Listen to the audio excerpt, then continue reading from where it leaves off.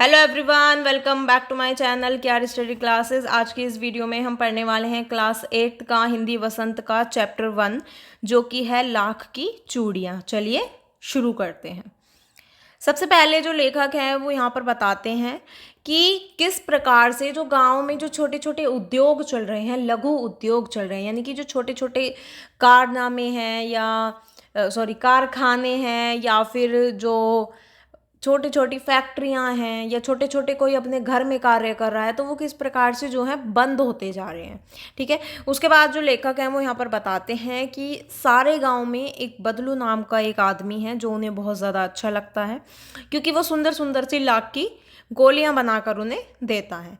ठीक है। उनके मामा के यहाँ पर वो जो बदलू है वो रहता है, और बदलू जो है उसका जो एक चित्र है वो बहुत ज़्यादा अलग है। ठीक है। एक मनोहर चित्र उसका बना हुआ है।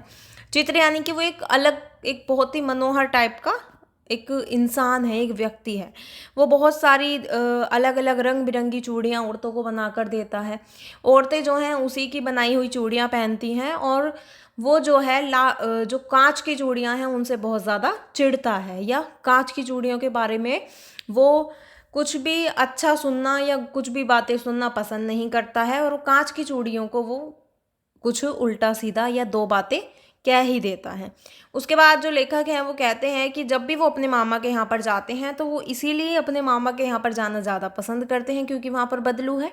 बदलू को वो बदलू मामा की जगह बदलू काका कहते हैं, और क्योंकि वहाँ पर गांव के सभी बच्चे उसको बदलू काका कहते हैं, तो जो लेखक हैं वो भी उनको बदलू काका कहते हैं। वो जब वहाँ वहाँ से अपने मामा के यहाँ से अपने गांव लौट कर जाते हैं तो उन्हें बहुत सारी रंग बिरंगी छोटी छोटी गोलियाँ वो देते हैं, इसीलिए उनको वहाँ पर जाना बहुत ज़्यादा पसंद है। उसके बाद वो बताते हैं कि जो बदलू का मकान है वो कुछ ऊंचे पर है, और मकान के सामने एक बड़ा सा सहन था जिसमें एक पुराना नीम का वृक्ष लगा हुआ था। उसी के नीचे बैठकर जो बदलू है वो अपना काम करता है।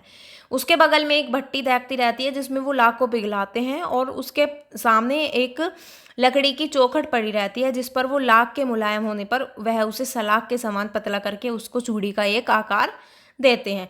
पास में वहाँ पर 4-6 विभिन्न प्रकार आकार की जो बेलन नुमा मुंगेरियाँ हैं वो रखी रहती हैं, यानी कि एक बेलन की जैसी वस्तु वहाँ पर रखी रहती है जिसमें वो आगे से वो कुछ पतली और पीछे से कुछ मोटी होती है, जिसकी वजह से जो लाख की चूड़ियाँ हैं उन्हें अलग अलग प्रकार का उन्हें साइज़ या उन्हें आकार दिया जा सकता है।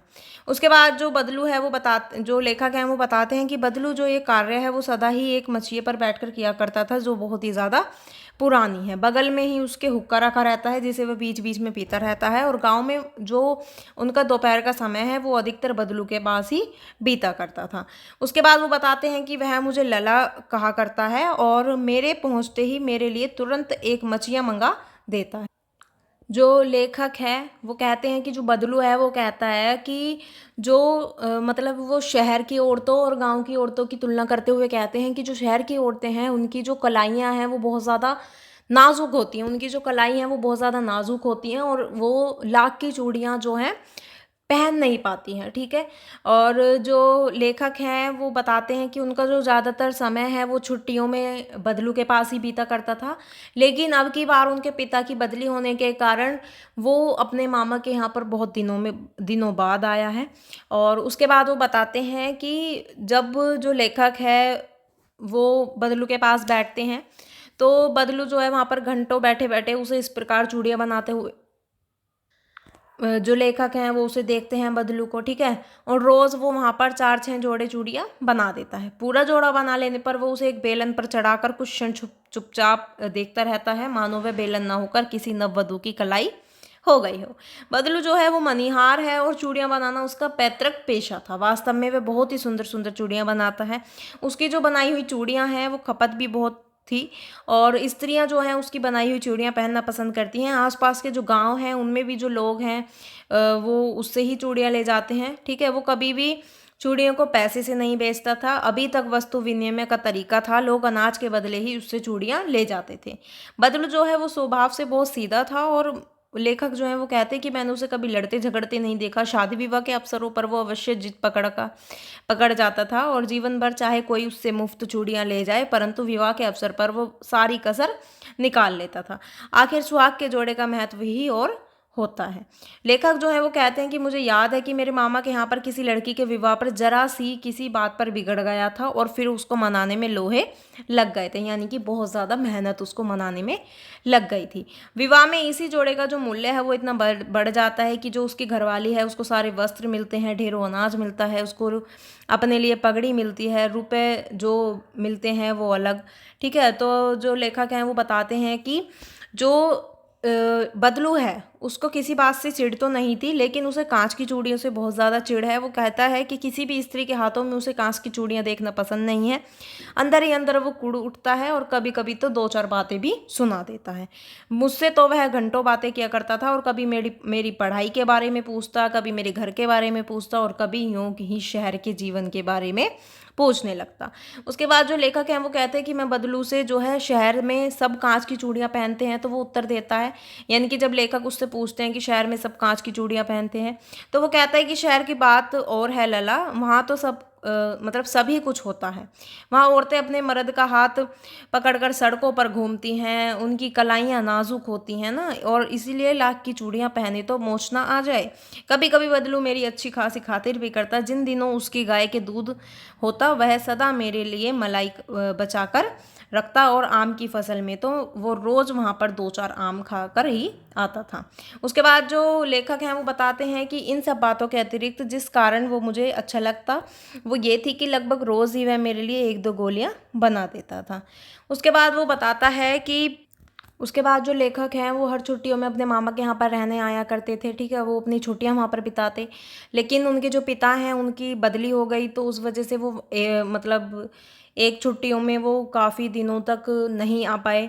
उसके बाद वो बताते हैं कि 8-10 वर्षों के बाद जब वो वहाँ पर गए तो वो इतना बड़ा हो चुका था कि लाख की गोलियों में उनकी रुचि ही नहीं थी।